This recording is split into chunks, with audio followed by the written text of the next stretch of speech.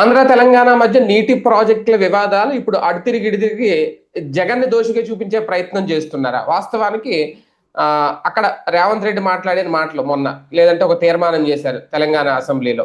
దాని ప్రకారం వాళ్ళు చెప్తున్నది ఒకటే, కృష్ణా జలాలు కూడా మేము వాడుకుంటాం ఒక 45 టీఎంసీలు లేదంటే ఒక 70 టీఎంసీల వరకు మేము గుంజుకొనైనా లాక్కుంటాం, తగ్గేది లేదు ఇందులో అనేది ఆయన అందరి మీద విమర్శలు చేశారు, అయిపోయింది. అయితే ఇప్పుడు ఇక్కడ సీమ ఎత్తిపోతల పథకం ఏదైతే ఉందో అది జగన్ హయాంలో మొదలుపెట్టి ఆపేశారు. అది పూర్తి కాలేదు, అది అసలు దానికి అనుమతులు లేవు, దానివల్ల ఉపయోగం లేదు, వృధా అనేది అధికార పార్టీ వెర్షన్. లేదు, చంద్రబాబు సీమకి ద్రోహం చేస్తున్నారు, ఒకవేళ ఇప్పుడు ఆ శ్రీశైలం దగ్గర అది నిండకపోతే, రాయలసీమ ఎత్తిపోతల పథకానికి నీళ్లు రాకపోతే సీమకు అసలు నీళ్లు రావు అనేది వీళ్ళ వెర్షన్. ఎవరికి అన్యాయం చేస్తున్నారు, రెండు రాష్ట్రాల మధ్య వివాదాలని డైవర్ట్ చేసే విషయంలో రాయలసీమ ఎత్తిపోతల పథకం అంశం తెర మీదకి తీసుకొచ్చారా, ఏం జరుగుతుంది, ఇదే అంశం మీద చర్చించే ప్రయత్నం చేద్దాం. సార్, మొన్న కూడా మనం మాట్లాడుకున్నాం నీటి వాటాల గురించో, లేదంటే జోరాల దగ్గర ప్రాజెక్ట్ కట్టాలి, శ్రీశైలం దగ్గర ఎందుకు కట్టారు అంటే రేవంత్ రెడ్డి చేసిన అంశం ఒక ఎత్తు అయితే, ఇప్పుడు రాయలసీమ ఎత్తిపోతల పథకం అసలు వేస్ట్, అనవసరం, దాని పేరుతో పెద్దిరెడ్డి రామచంద్రారెడ్డికి వేల కోట్ల రూపాయలు దోచిపెట్టారు అన్నట్టుగా తాజాగా మంత్రి గారు మాట్లాడడం, అసలు ఏం చేయాలనుకుంటుంది రాష్ట్ర ప్రభుత్వం, ఎలా చూడాలి? నిమ్మల రామానాయుడు సొంత పైత్యమో లేకపోతే చంద్రబాబు గారు కనుక చెప్పుంటే అంతకు మించినటువంటి తెలివి తక్కువతనం, అంతకు మించినటువంటి పనికి మాలినటువంటి మాట మరొకటి ఉండదు భారతదేశ చరిత్రలో. ఓ రకంగా చారిత్రక తప్పిదం చేసినట్టు. ఒకప్పుడు ఇలాంటి తప్పే చేసి రాయలసీమ ప్రజల చేత చేత్కరించబడింది తెలుగుదేశం పార్టీ.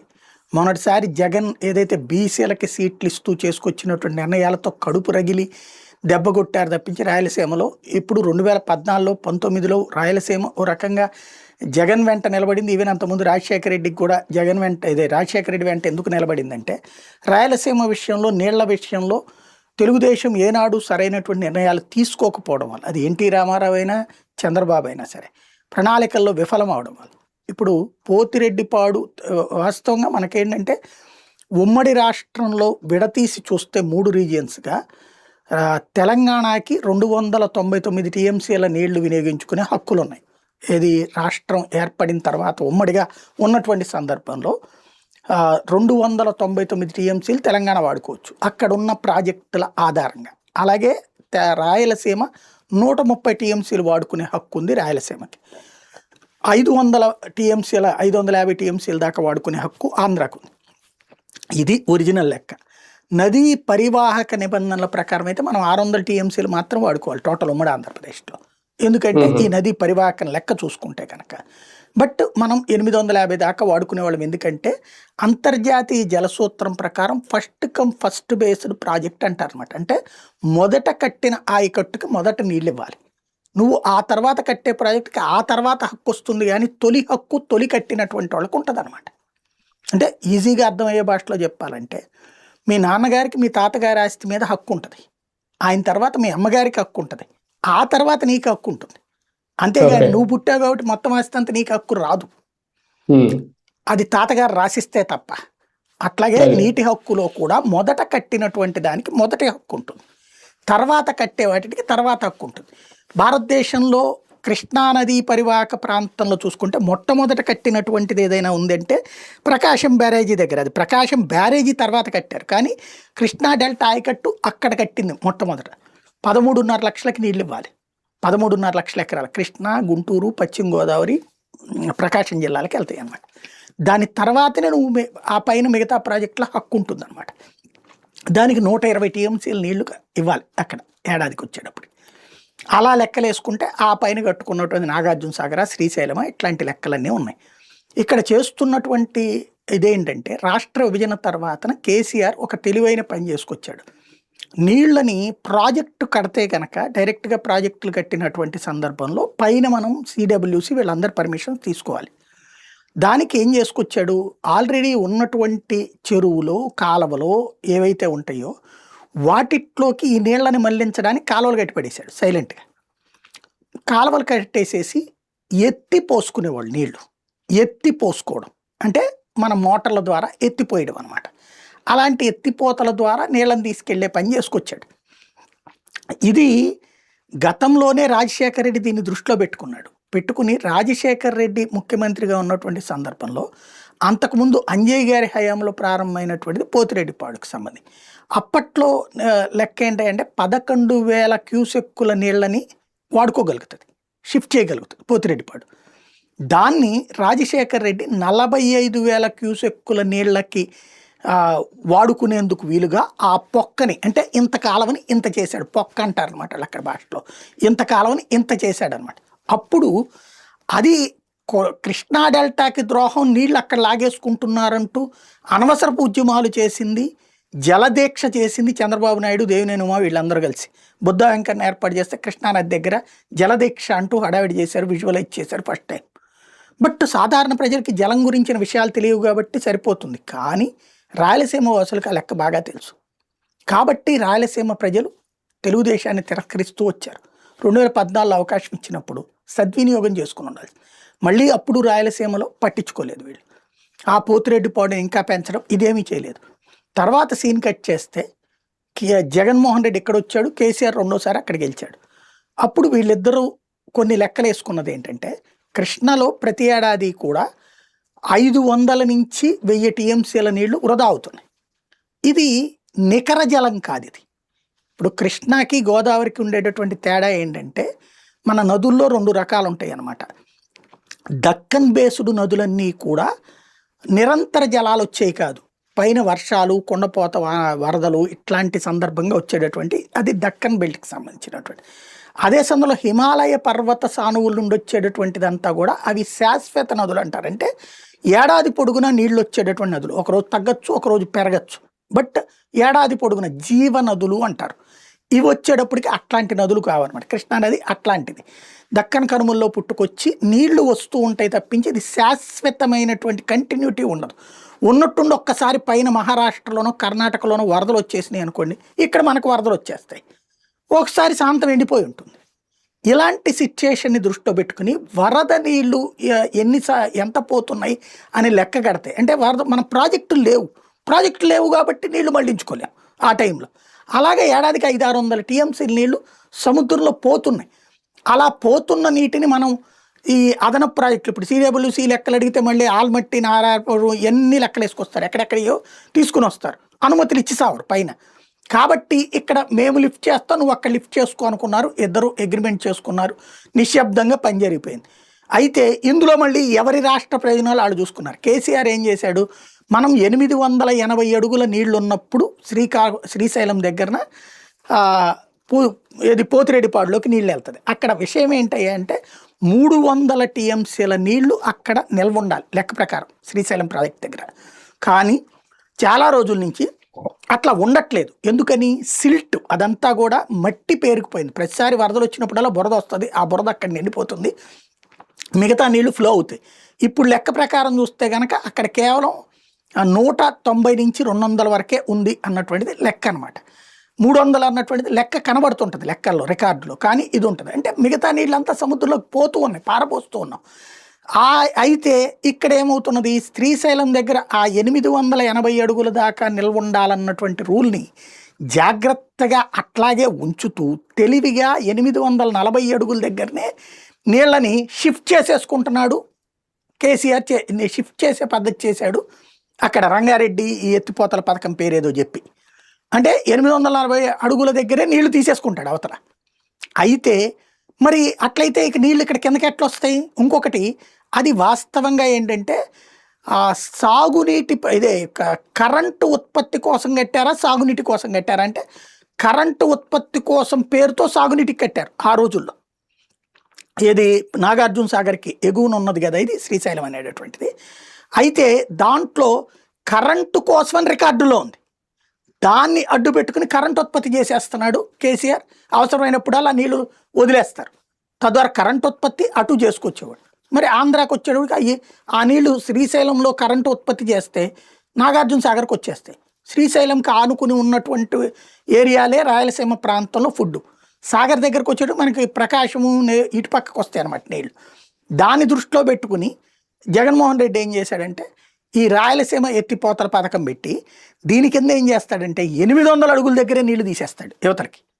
840 అడుగుల దగ్గర కేసీఆర్ నీళ్లు లాగుతాడు, 800 అడుగుల దగ్గరే ఇక్కడ జగన్మోహన్ రెడ్డి నీళ్లు లాగుతాడు. దానికి అనుగుణంగా తీసుకొచ్చింది రాయలసీమ ఎత్తిపోతల పథకం అనమాట.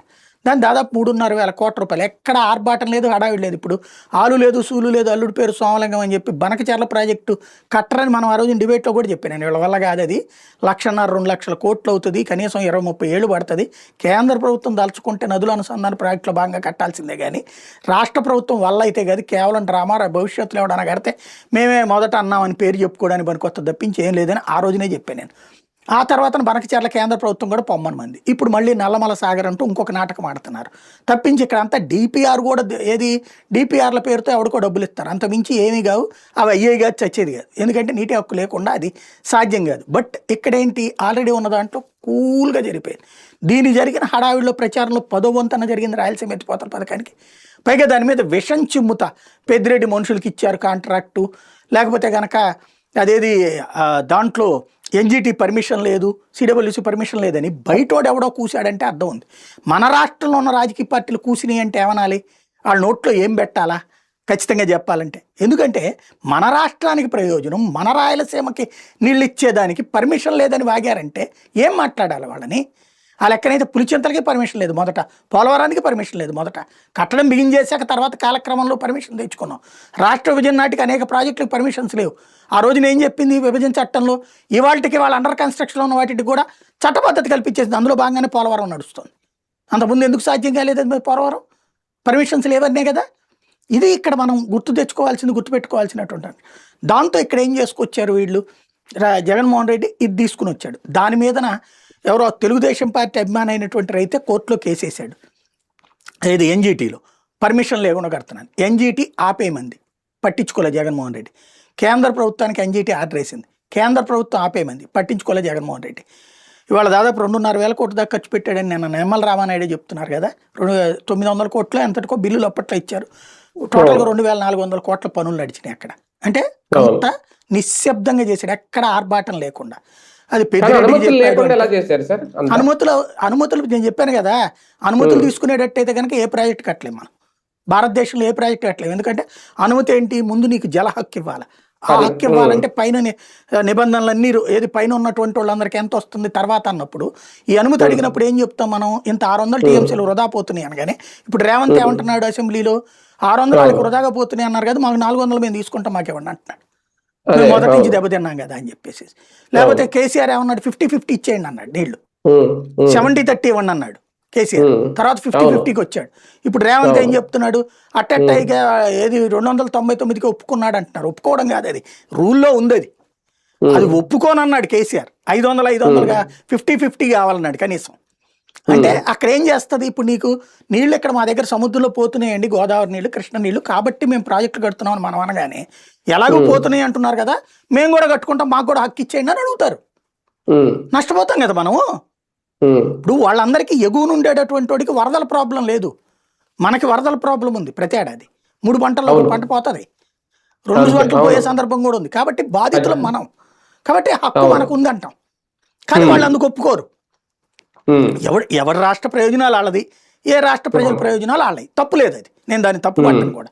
బట్ మన ప్రయోజనానికి వచ్చినప్పుడు ఇట్లా ఎన్జిటి పర్మిషన్ లేదండి. ఇప్పుడు ఎన్జిటి ఇసుక తవ్వుకోవడానికి మిషన్లతో తవ్వకూడదు తెలుసా మీకు, ప్రొక్లైనర్లతో కానీ మిషన్లతో కానీ. మిషన్లతో తవ్వినందుకు చంద్రబాబు ఇంటి వెనకాల తవ్వినందుకు 100 కోట్ల రూపాయలు పెనాల్టీ వేశారు, గుర్తుందా? ఇంకోసారి అట్లా తవ్వమని చెప్పి రాసి ఇచ్చి జగన్మోహన్ రెడ్డి వచ్చాక ఆ పెనాల్టీ తీపిచ్చారు, గుర్తుంది కదా. ఇప్పుడు మరి దేంతో తవ్వుతున్నారు మళ్ళీ, మరి ఎన్జిటి పర్మిషన్ లేనట్టే కదా అది. ఇప్పుడు ఇవాళ వీళ్ళకి వైసీపీ వాళ్ళకి అట్లాంటి కేసులు వేయడాలు, ఏడిపించుకు తిండాలు రాదు, లీగల్ లిటిగేషన్స్ క్రియేట్ చేయడం రాదు. వీళ్ళకి అదే పని. మేము ప్రభుత్వంలో ఉన్నప్పుడు అంతా సిస్టమేటిక్గా నడవాలి, మేము ప్రభుత్వంలో లేనప్పుడు లిటిగేషన్స్ క్రియేట్ చేసి పని జరగనివ్వకుండా చూడాలి. అదో దిక్కుమాల చెప్పు. అదంతా ఒక ఎత్తు అయితే, ఇవాళ ఈ రాయలసీమ ఎత్తిపోతల పథకానికి బుద్ధి బుర్రా ఉన్నాడు ఎవడన్నా పర్మిషన్ లేదనే మాట మాట్లాడతాడా? అదే కదా, పర్మిషన్ లేదు కాబట్టి అని చెప్పేసి. ఇప్పుడు పట్టిసీమకి ఏమన్నాం, పట్టిసీమ తీసుకోగానే వాళ్ళు ఏమన్నారు, తెలంగాణ పట్టిసీమ కింద వాళ్ళు ఆడుకుంటున్నారు కాబట్టి కృష్ణా జలాల మీద హక్కు మాకు వదిలేండి అన్నారు. అడుగుతారు వాళ్ళు, పైనోడు వెంట పడుతున్నప్పుడు వాళ్ళు అసలు నీళ్ల మీదనే యుద్ధం చేస్తున్నప్పుడు నువ్వు తీసుకెళ్లి వాళ్ళ నోట్లో నీళ్లు పోసి మన నోట్లో మట్టి కొట్టడం ఏంది? రాయలసీమ ఎత్తిపోతల పథకం అనేది 800 అడుగుల దగ్గరనే ఎత్తేస్తారన్నటువంటిది ఇప్పుడు ఒప్పుకున్నారు కదా. అంటే మరి అది ప్రయోజనమా, రాష్ట్రానికి నష్టమా? జగన్మోహన్ రెడ్డి తన ఇంటికి పట్టుకుపోయాడా, పులివెందులకు పట్టుకుపోయాడా, తన ఇంటికి పట్టుకుపోయాడా? అదేమంటే పెద్దిరెడ్డి వాళ్ళ ఫ్యాక్టరీ. పెద్దిరెడ్డిని మెచ్చుకోవాలి ఇక్కడ. ఎందుకని? దానికి బిల్లులు వస్తాయో లేదో తెలియదు పర్మిషన్ లేనప్పుడు, అయినా పనులు చేపట్టారు వాళ్ళు. అంటే ప్రయోజనం కోసమే కదా, ప్రజల ప్రయోజనం కోసమే కదా. మరి అదే కాంట్రాక్ట్ తప్పైతే గనక పోలవరాన్ని తీసుకెళ్లి ట్రాన్స్టాయోడికి ఇవ్వడం, రాయపాటికి ఇవ్వడం, లేకపోతే నవయోగ వాడికి ఇవ్వడం తప్పు కదా. అవన్నీ ఎవడు కాడాడు కాంట్రాక్టర్ తవ్వుతాడు, డబ్బులు ఇచ్చేటటువంటి దాంట్లో తెగించి ఒప్పుకున్నారు కదా వాళ్ళు. ఇప్పుడు వీళ్ళు చెప్పిందే కరెక్ట్ అయ్యి ఉంటే గనక దానివల్ల ఏ ప్రయోజనం ఉండదని నిమ్మల రామానాయుడు చెప్పేటప్పుడు అసలు ఆయన నీటిపారుదల శాఖ మంత్రిగా పనికొస్తాడా? ఇదివరకు కనుక 15 18 అని చెప్పి అదేమి చేత కాకపోతే ఈ రోజున అందరూ ఎక్కిరిస్తున్నారు కదా. రేపు ఇది 100 ఏళ్ళు ఎక్కిరిస్తారు రామానాయుడిని, ప్రాజెక్టు పనికిరాదు అన్నందుకు. ఇప్పుడు ఇదివరకు పట్టిసీమ కట్టేటప్పుడు వద్దంటే నేను చెప్పాను పట్టిసీమ ఉండాల్సిందే అన్నటువంటి. పులిచెంతలు వద్దన్న రోజున పులిచెంతల కావాలని మాట్లాడినవాడిని నేను. ఎందుకంటే కృష్ణా డెల్టాకి మనకేమైపోయిందంటే పైన ప్రాజెక్టులు మనకి ఇష్టం ఉన్నా లేకపోయినా కట్టిపడేస్తారు వాళ్ళు. ఇప్పుడు ఆల్మట్టి మళ్ళీ పెంచేస్తున్నాడు ఆడు ఎత్తు, పెంచేస్తాడు. ఆల్మట్టి ఎత్తు పెంచేసినప్పుడు నీళ్ళు అక్కడ ఆగిపోయిన తర్వాత మనకి ఎక్కడి నుంచి వస్తాయి? ఇప్పుడు ఇదివరకు ఏడాదిలో నాకు తెలిసి నేను ఇదే విజయవాడలోకి 1988లో వచ్చా. ఆ టైంలో ఏడాదికి 3-4 సార్లు వరదలు చూసేవాళ్ళం మేము. అక్కడ కృష్ణా నది దగ్గరలోనే కదా మేము ఉండేది. అప్పుడు కుమరపాలెం సెంటర్లో ఉండేవాళ్ళం. ఇప్పుడున్న ఈ పొన్నమి ఘాట్ అదంతా ఉంది కదా, అక్కడ ఇదివరకు కరకట్ట ఉండేది. ఆ కట్ట దాకా నీళ్ళు వచ్చాయి. ఆ కట్ట వెనకాలంతా ఇల్లు ఉండే, ఈ పాకలు ఇవన్నీ శ్మశానం అవన్నీ ఉండేవి అనమాట. కృష్ణ నీళ్ళు అక్కడ దాకా వచ్చాయి. రోడ్డు మీద వెళ్ళి కాడు కడుక్కున్న రోజులు అనేకం ఉన్నాయి అనమాట. అంటే అప్పుడు వరదలు ఏడాదికి 3-4 సార్లు చూసినోండి నేను. ఇప్పుడు చూస్తే అప్పుడప్పుడు వచ్చిపోతుంది వరద. అంటే ఏంటి, ఎంత తగ్గిపోయినట్టు వరద? వరద తగ్గిపోయిందంటే దగ్గర నీళ్ళ లభ్యత తగ్గిపోతుంది. తగ్గిపోతున్నప్పుడు రేపు పొద్దున సీమకు అన్యాయం. ఎందుకంటే ఇప్పుడు గోదావరి నీళ్ళతో కోస్తాన్ని కాపాడుకోవచ్చు మనం, అట్టించి ఇటు లిఫ్ట్ చేసుకుని ఇప్పుడు పట్టిసీమ. ఇంకోటి ఆ రోజున పోలవరానికి ఎట్లాగే పర్మిషన్ లేదని రచ్చ చేశారు. పోలవరం అసాధ్యం అన్నారు. ముందు రాజశేఖర రెడ్డి ఏ పర్మిషన్ లేకుండానే కాలువలు కట్టిపడి, కాలువలు తవ్వినప్పుడు పర్మిషన్ లేదని వీళ్ళు అట్టాగే మాట్లాడారు. కాంట్రాక్టర్ల కోసం అది ఇది మట్టి అమ్ముకోవడానికి అది ఇదని దొంగ మాటలే మాట్లాడారు. ఇవాళ ఆ పోలవరంలోకి పోస్తున్న నీళ్లు, పోలవరం కాలువల్లో నీళ్లే కదా పట్టిసీమ. వీళ్ళు ఇంకేం ప్రాజెక్ట్ కట్టారు? అక్కడ లిఫ్టులు పెట్టారు అంతే. నీళ్ళు తీసుకొచ్చి పోలవరం కాలువలో పోస్తే పట్టిసీమ. అదే అండి, ఇప్పుడు పట్టిసీమ కూడా లిఫ్టే, దాన్ని చాలా గొప్పగా చెప్పుకున్నారు. ఇప్పుడు ఇది కూడా లిఫ్టే, రాయలసీమ ఎత్తిపోతల పథకమే ఇది కూడా. కానీ ఇక్కడికి వచ్చేసరికి సీమ ప్రయోజనం చూస్తున్నారా, లేదంటే రాజకీయ ప్రయోజనం ఏమన్నా చూస్తున్నారా? జగన్ కి పేరు రాకూడదు. ఇంకోటి వీళ్ళకి అసలు ఇరిగేషన్ మీద పెద్ద అవగాహన ఉంది సార్. వీళ్ళకి వచ్చిన పెద్ద దరిద్రం అదే. ఎంతసేపటికి ఆ సాఫ్ట్వేర్లు లేకపోతే టూరిజాలు ఇయే, కానీ ఫుడ్ పెట్టేది పల్లె ప్రాంతాలకి ఇరిగేషన్ అన్న సంగతి మర్చిపోతున్నారు వీళ్ళు. రైతు దగ్గర డబ్బులు ఉంటేనే కదా పిల్లల్ని చదివిచ్చేది, నువ్వు చెప్పే కార్పొరేట్ విద్య కార్పొరేట్ వైద్యం చేయించేది. వీళ్ళకి మొట్టమొదటి నుంచి వీళ్ళిద్దరికి హస్తం శశాంకం తేడా అదే. రాజశేఖర రెడ్డి అయినా కాంగ్రెస్ పార్టీ, ఇవాళ వైఎస్ఆర్ కాంగ్రెస్ పార్టీ అయినా ఫార్మరు రూరల్ బేస్డ్ ఎకానమీ మీద కాన్సన్ట్రేట్ చేస్తుంది. వీళ్ళు హైఫై ప్రొఫైల్ మీద కాన్సన్ట్రేట్ చేస్తారు తెలుగుదేశం. వీళ్ళిద్దరికి ఉన్న తేడా అదే అనమాట. ఎన్టీ రామారావు ఇప్పుడు అట్లా కాదు, చంద్రబాబు వచ్చినప్పటి నుంచి ఆ మార్పు. ఇప్పుడు ఇది ఇక అంటే ఇప్పటి వరకు మొదలు పెట్టలేదు, 1 ఇంచు కూడా కదలలేదు అనేది ఇంకా నిలిచిపోయినట్టేనా? మళ్ళీ జగన్ వస్తే కడతాడు. ఎందుకంటే వీళ్ళైతే ఆపేశారన్నది అర్థమవుతుంది. వాస్తవంగా అయితే గనక జగన్ దిగిపోయే నాటి దాకా కడతానే ఉన్నారు. అది ఎవరికి తెలియని ఇంకో విషయం ఏంటంటే చీఫ్ సెక్రటరీకి అరెస్ట్ వారెంట్ ఇచ్చింది ఎన్జిటి ఆ రోజున, కన్స్ట్రక్షన్ జరిగిపోతుందని. ఇదే ఈనాడు ఆంధ్రజ్యోతి ఆ రోజున అదేదో తప్పు చేశాడు దుర్మార్గుడు అన్నట్టు కోణంలో రాసుకొచ్చారు. ఇవాళ ఏమైంది, పరువు పోయింది ఎవరికయ్యా అంటే తెలుగుదేశానికి. ఆ పరువు పోయిందని కాపాడుకోవడం పోయి, అవును మేము అమ్ముడు పోయాం లేకపోతే మేము లొంగిపోయామని చెప్తున్నట్టుంది నిమ్మల రామానాయుడు మాట్లాడింది. ఇప్పుడు రేవంత్ రెడ్డి ఏం చెప్పాడు, చంద్రబాబు నాయుడు ఇదే కేసీఆర్ జగన్ కుమ్మక్కైపోయి రాయలసీమ ఎత్తిపోతల పథకం పడుతుంటే నేను వచ్చాక నా పర్సనల్ ర్యాపోని మెయింటైన్ చేసి చంద్రబాబుతో పర్సనల్గా కూర్చుని మన ఇద్దరు ర్యాపో మెయింటైన్ కావాలంటే రాయలసీమ ఎత్తిపోతల పథకం ఆపేయమన్నాను, ఆయన ఆపేస్తానని మాట ఇచ్చాడని చెప్పాడు. దాంతో పాటు బనకచర్ల విషయంలో కూడా వెనక తగ్గారు అన్నట్టు అదే అనేది. కాబట్టి అంటే ఆంధ్రాకి అన్యాయం చేస్తున్నాడు చంద్రబాబు నాయుడు నా కోసం అని చెప్తున్నాడు ఆయన. నువ్వు ఇప్పుడు ఏం చేయాలి?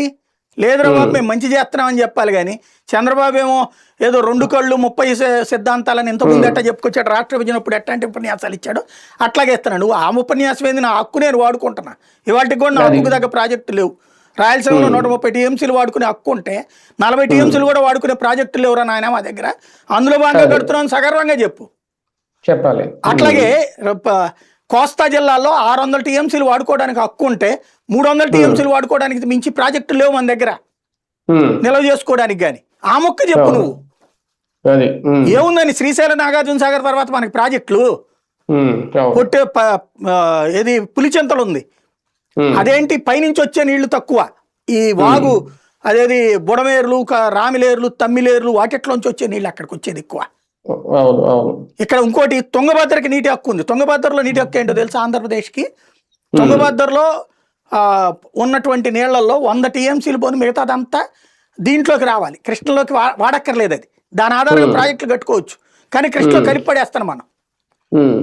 దాంట్లో వాడుకునే హక్కు ఆంధ్రాకి మాత్రమే ఉంది. అది అట్లాగే దాదాపు 3-4 నదులు ఉన్నాయి అక్కడ, ఏది రాయలసీమ ప్రాంతాలు చిన్న చిన్న నదులు.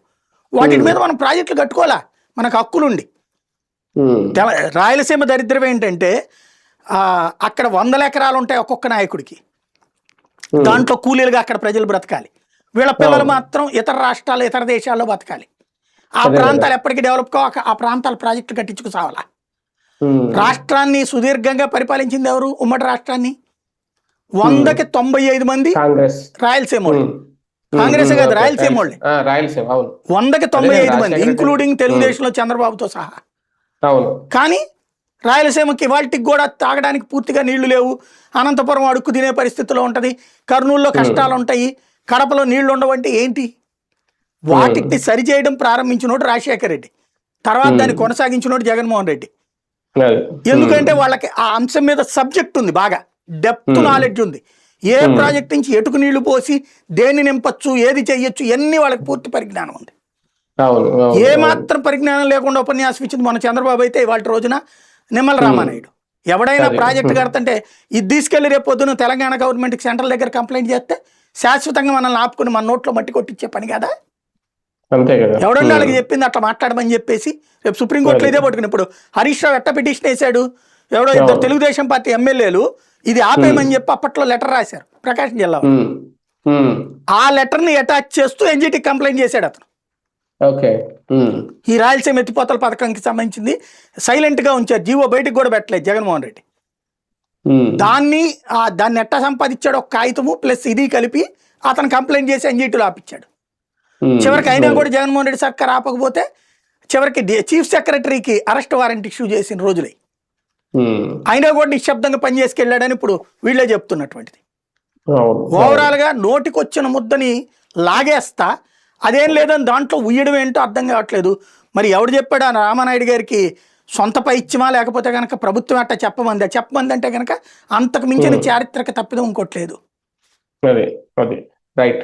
చూద్దాం. మొత్తానికి ఇప్పుడు రాయలసీమ ఎత్తిపోతల పథకం అయితే ఇంకా ముందుకు వెళ్లేలాగైతే కనిపించట్లేదు. ఎందుకంటే స్వయంగా మంత్రి గారే చెప్తున్నారు దానివల్ల ఉపయోగం లేదు, అనవసరంగా వేల కోట్ల రూపాయలు వృధా చేశారు జగన్మోహన్ రెడ్డి. మరి ఇప్పుడు ఇది రాయలసీమకు అన్యాయం చేస్తున్నట్ట, లేదంటే అన్యాయం చేస్తూ కొత్త రాజకీయం తెర మీదకి తీసుకొస్తున్నారా? జగన్ పేరు జగన్ ముద్ర పడకూడదు అనే రాజకీయం అన్న దీని వెనకుందా?